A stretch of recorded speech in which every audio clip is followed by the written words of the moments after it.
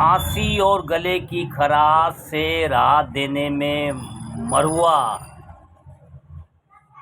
मरवा भैया अच्छा काम कर सकता है। मरवा, क्योंकि भाई सर्दी का मौसम है, मौसम चेंज हो रहा है आजकल। खांसी, जुखाम, गला खराब, नाक टपकना, नाक बहना, ये आम बातें हैं। सर्दियों में खांसी, कफ, गले का खराश और पाचन से जुड़ी समस्याएं आम हो जाती है। ऐसे में आयुर्वेदिक में इस्तेमाल होने वाला मरुआ एक असरदार घरेलू उपाय माना जाता है। पोषक तत्वों से भरपूर मरुआ न सिर्फ इम्यूनिटी मजबूत करता है, बल्कि सांस, पाचन और मुंह की सेहत से जुड़ी परेशानियों में भी राहत देता है। सही तरीके से सेवन करने पर यह शरीर को अंदर से स्वस्थ रखने में मदद करता है।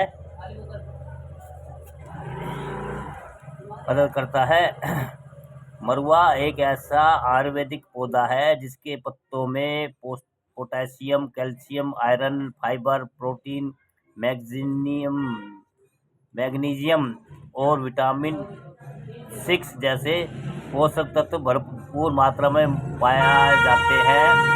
यही वजह है कि आयुर्वेद में इसे शरीर की ताकत देने और रोग प्रतिरोधी क्षमता बढ़ाने वाला माना गया है।